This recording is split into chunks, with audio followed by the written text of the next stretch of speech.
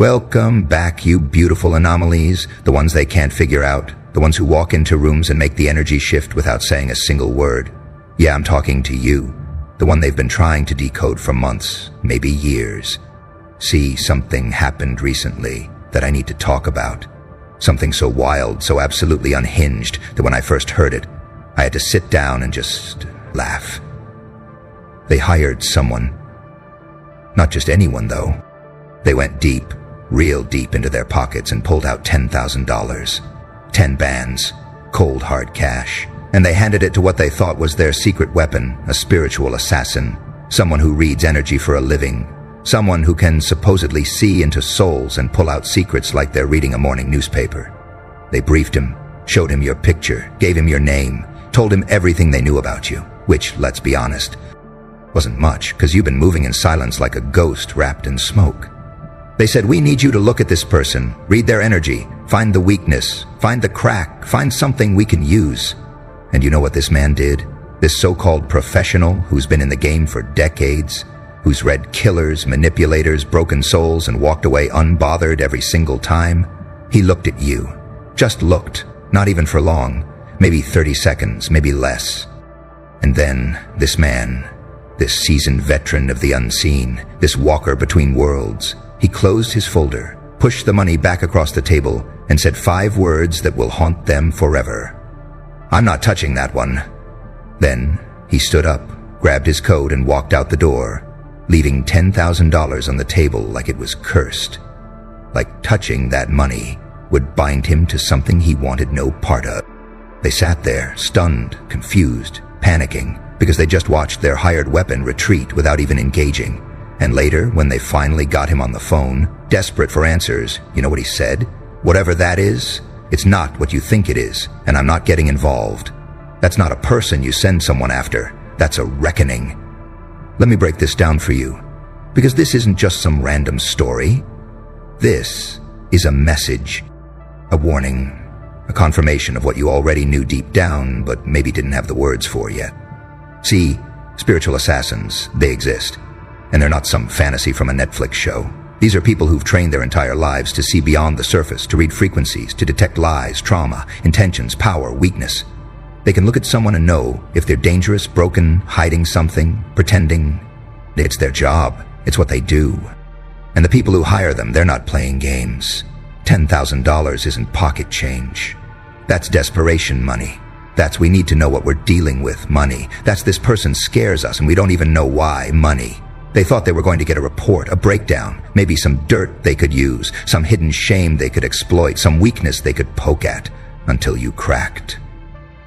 But instead they got silence, refusal, and a man walking away from the easiest payday of his life. Now, let's talk about what that means. Because this isn't about you being scary in the traditional sense. You're not out here threatening people. You're not violent. You're not posting manifestos or making enemies lists. No, what you are is something far more unsettling. You're untraceable on a spiritual level. You're unreadable. You're a frequency that doesn't match anything in their database. See, most people, even the strong ones, even the ones who think they're protected, they have patterns. They have cracks. They have soft spots. A trained eye can find them, exploit them, map them out like a blueprint. But you don't have a blueprint anymore. You've been through so much fire, so much betrayal, so much isolation and resurrection, that your energy doesn't read like a normal person anymore. It reads like a storm system, like something ancient, like something that's died and come back so many times it stopped counting. And when someone who spent their entire life reading people looks at that, they don't see a target. They see a mirror. And that mirror shows them their own limits. The assassin saw something in you that made him realize he wasn't equipped, wasn't prepared, wasn't protected enough to engage. He saw an energy that doesn't beg, doesn't break, doesn't bend. He saw someone who's been to the edge and came back not with trauma but with sovereignty. He saw someone who's not playing defense anymore because they burned the rule book that said they had to. And here's the kicker. He saw that you're not even aware of how dangerous you've become. You're just existing, just moving through life, just doing your thing, and somehow that in itself is a weapon. That's what scared him, not your anger, not your vengeance, not some hidden dark side. What scared him was your peace, your detachment, your ability to exist in a world that tried to delete you and still walk with your head up like nothing ever touched you. Because peace, real peace, the kind that comes after surviving everything designed to break you, that's the most terrifying energy in existence. People can fight anger, they can manipulate fear, but peace that comes from the other side of destruction, there's no counter for that. So, now let's talk about what happened after he walked away, because that's where this gets really good. The people who hired him, they panicked.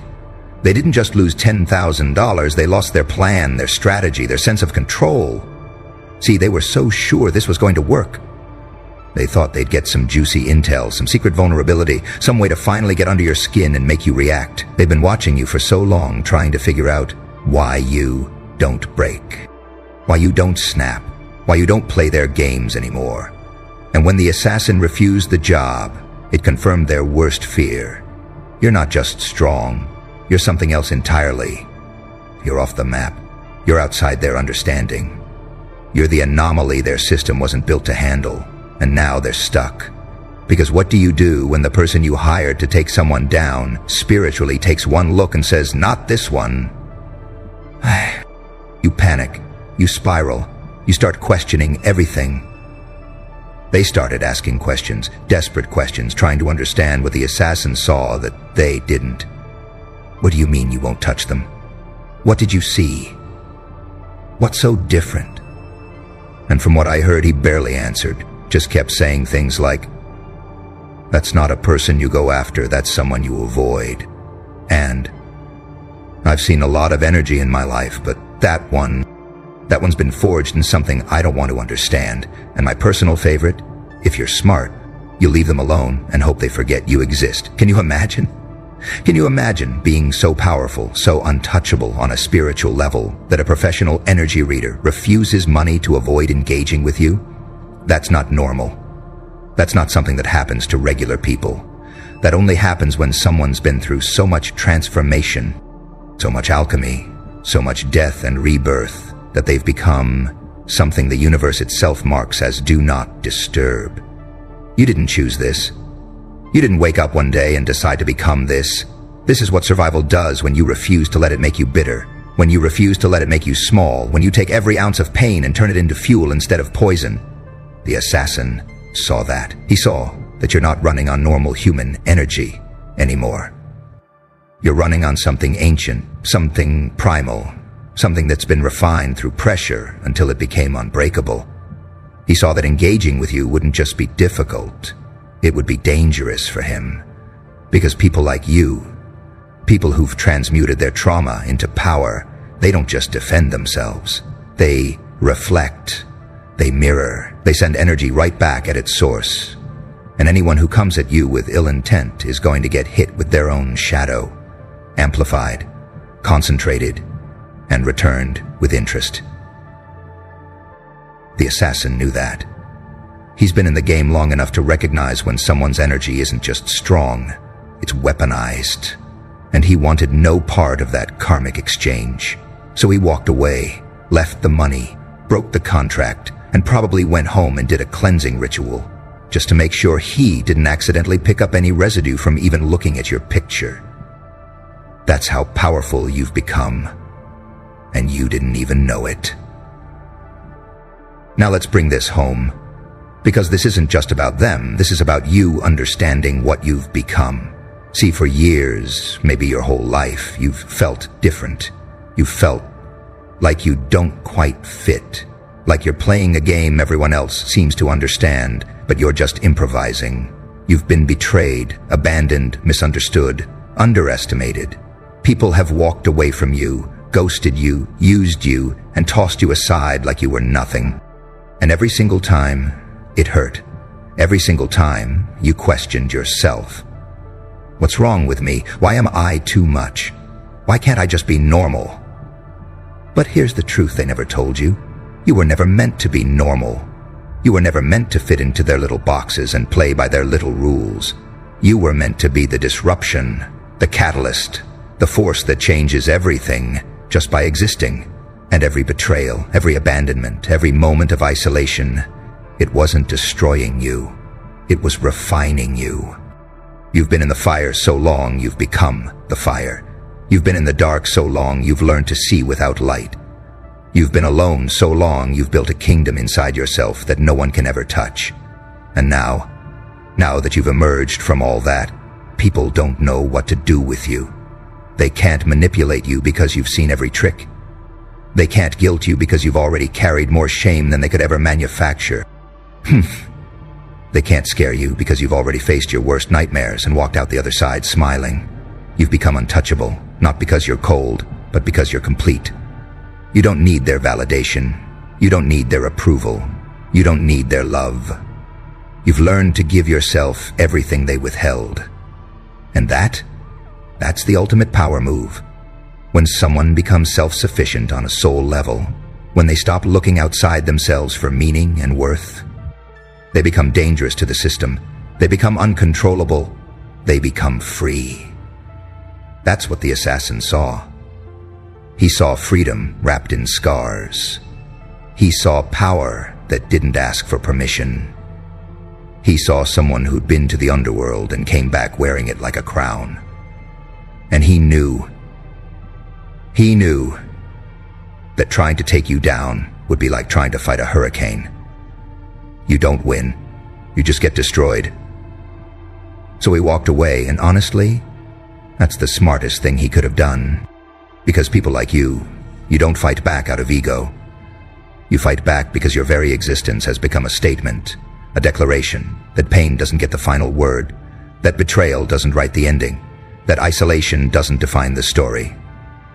You took everything they threw at you and built something beautiful, something terrifying, something they can't comprehend, and now they're stuck watching from a distance, whispering about you, wondering how you did it, wishing they had the courage to do the same. But let's go even deeper, because there's something they're not saying, something they're avoiding because it's too uncomfortable to face.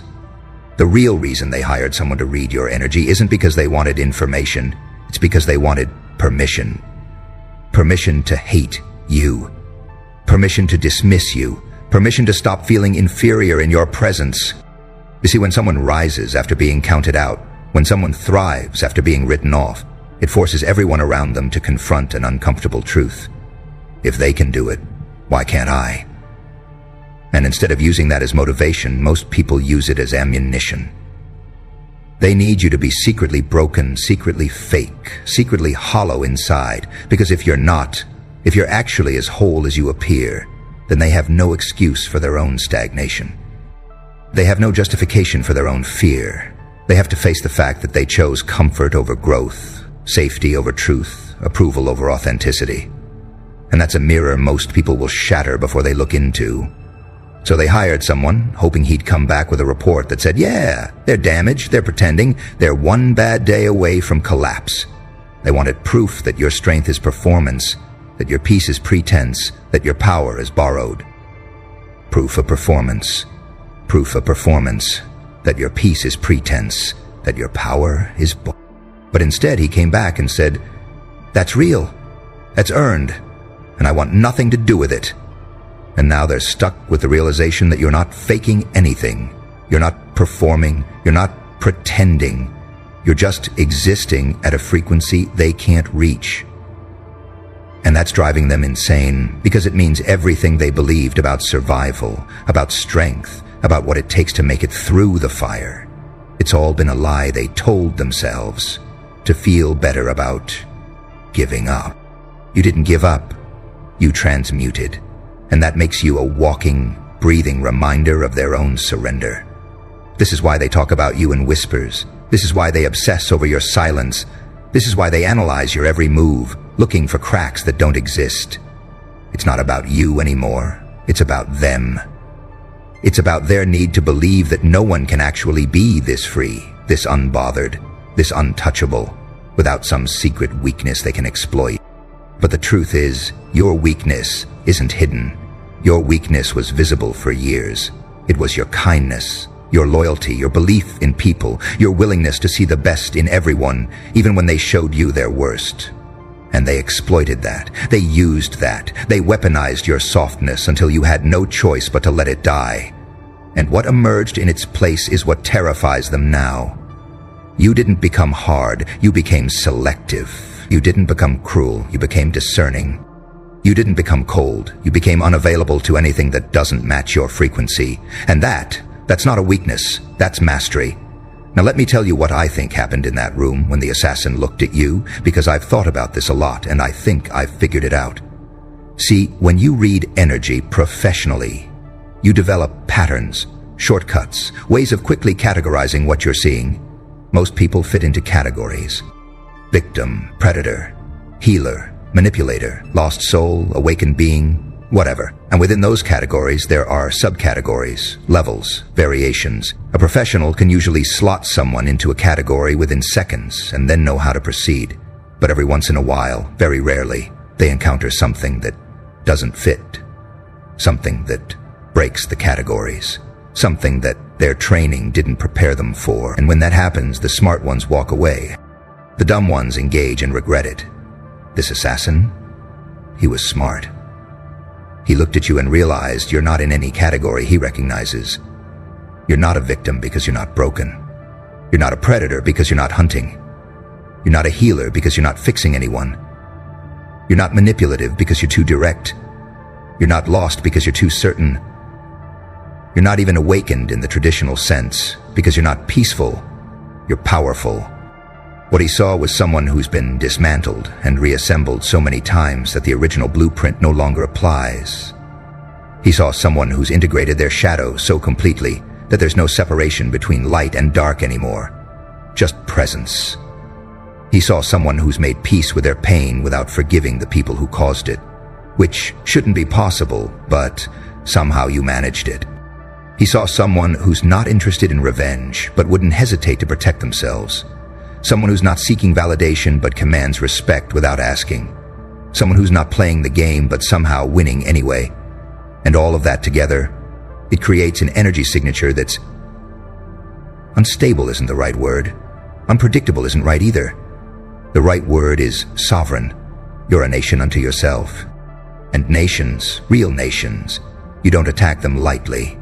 You definitely don't attack them for $10,000.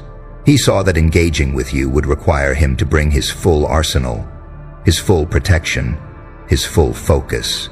And even then, there's no guarantee he'd walk away unscathed. Because you're not just defending yourself at this point, you're a closed system.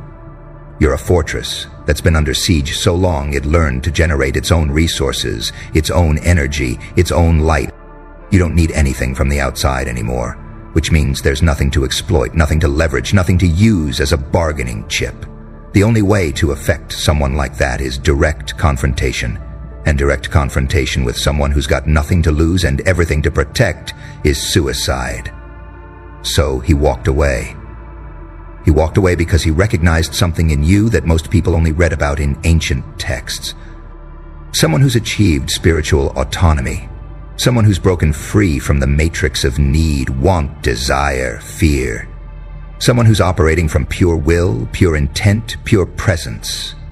And people like that, you don't fight them, you acknowledge them and move on. Here's what they lost when that assassin walked out the door. And this is important, because I want you to understand the magnitude of this moment. They didn't just lose money. They didn't just lose a plan. They lost hope. Hope that they could find something on you. Hope that you're secretly as broken as they are. Hope that your strength is performance and one day you'll crack and they'll be there to say, I knew it. They lost the fantasy that kept them going. The fantasy that you're not actually better, you're just better at hiding it. And now they're forced to accept reality.